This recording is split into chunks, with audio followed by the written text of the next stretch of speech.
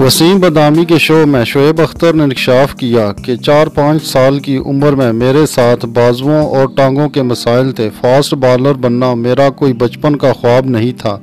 18 साल की उम्र तक मैंने क्रिकेट खेलने के बारे में सोचा भी नहीं था। अस्सलाम वालेकुम, आप सबको अपने यूट्यूब चैनल न्यू आइडियाज़ में खुशामदीद कहता हूँ। आज की वीडियो में मैं आप लोगों के साथ शेयर करूँगा कि पाकिस्तान में फ़ैसले कैसे किए जाते हैं, और ये बात खुद शोएब अख्तर ने अपनी ज़ुबानी बताई है। वीडियो शुरू करने से पहले आप लोगों से रिक्वेस्ट है कि चैनल को सब्सक्राइब कर लें और बेल में ऑल के ऑप्शन को सिलेक्ट कर लें।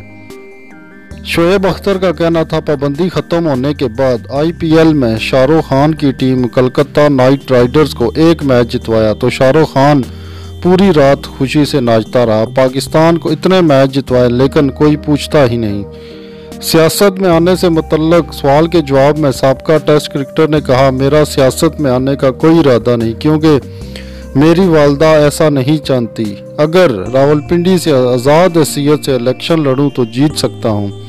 अपने इंटरव्यू में शोएब अख्तर ने वज़ीर-ए-आज़म इमरान खान के लिए नेक ख्वाहिशात का भी इज़हार किया और कहा, उम्मीद है इमरान खान मुल्क को बुरानों से निकाल लेंगे।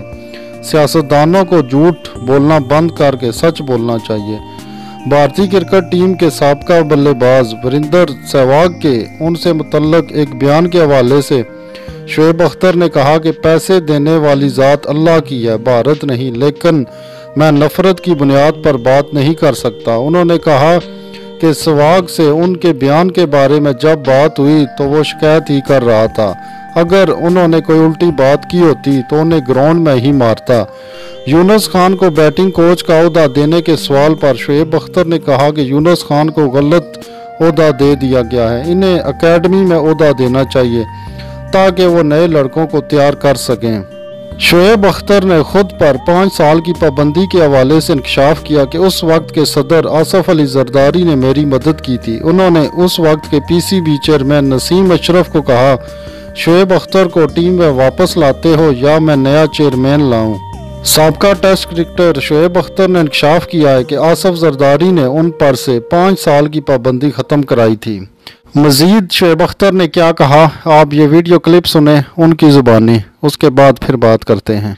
मैंने आपकी किताब पढ़ी है। हाँ जी। मुझे एक जिस चीज़ ने मुझे सबसे ज़्यादा वो किया, I really want to know कि वो क्या है। कि आपने बताया कि मुझ पर पाबंदी लगी थी, तकरीबन 2 साल की पाबंदी लग गई थी और आप बहुत ज़्यादा डाउन थे, बहुत डिसअपॉइंट थे। तो आपने पिंडी की ही एक बासर शख्सियत को फ़ोन किया कि यार मुझे निकालो इस जगह, इस मसले निकालो यार। उसने कहा मेरी तरफ आ जाओ। आप गए उसके घर पे? दरवाजा नहीं खोला। ये क्या था मतलब? ये लेसन था। मौला अली फरमाते हैं ना, अच्छा दोस्त साथ देगा, बुरा सबक देगा। लेकिन ये जरूरी थे, ये सबक जरूरी थे। और बुला के वापस भिजवा दिया। हाँ, गेट से। हाँ। और उसके रीजन क्या थी? यार क्या पर्सनल बातें कर रहा यार, क्या कह रहे हैं। पर बहुत सारी सी बातें मैं नहीं कहना चाहता यार। ये किसी पॉलिटिशियन की बात हो रही है? हाँ। जो आपके घर से करीब ही रहते हैं। लेकिन मैंने यार मैंने कहा जी आपने बुलाया, आपने करना है तो आपने जलील ही करना तो बता दें, कोई ऐसी बात नहीं। लेकिन ट्रस्ट मी, नाम आपका नहीं जिंदा रहेगा, नाम मेरा ही जिंदा रहेगा। वो बाहर माइक्रोफोन पे अच्छा, ये इंटरकॉम पे बात हो रही है। इंटरकॉम पे ही मैंने कहा यार इंटरकॉम दबा दे। तो मैंने कहा सर आप तो आज हैं, वजीर हैं, बहुत बड़े वजीर हैं, सदर आपके दोस्त हैं, याद रखिएगा आपका नाम तक भी किसी को याद नहीं रहना, मेरा नाम फिर भी चलता रहेगा। और अगर देखते हैं, मैंने कहा मैं ठीक है। अगेन मैं आउट लाउड वेरी ओपन मैं आज कहता हूँ, जरदारी साहब ने मेरी हेल्प की। How when? और 5 साल का बैन लगा था जब मुझको, जरदारी साहब ने, मेरा दोस्त है फैसल भट्ट, अच्छा, उस टाइम मुझे लेके गया, उसकी बड़ी मेहरबानी। प्रेसिडेंट? हाँ, प्रेसिडेंट बन रहे थे। अच्छा, बनने वाले मुशर्रफ साहब इम्पीचमेंट होने वाली थी। अच्छा ठीक है। तो उन्होंने नसीम अशरफ को फोन किया कि लेट सलमान तसीर के थ्रू कि उसे बताओ कि शोएब हमारा बेटा है, हमारा बच्चा है, हमारा पार्टी मैटर है, शोएब को IPL खेलना है और तुम इसको रीइंस्टेट करते हो या हम नया चेयरमैन लगाएं। In these loud and clear word. वाह, हाँ, जरदारी साहब तो फिर जरदारी साहब यारों के यार हैं मतलब। ओहो, वो तो फिर करते ही नहीं ना। तो मैं उनका बेहद शुक्रगुजार वो हूँ। कैसे सॉर्ट आउट हुआ? फिर आपको नसीम अशरफ साहब को मिलाया गया, बिठाया गया आसपास से, क्या हुआ? फिर उनको उठा के लाए रात को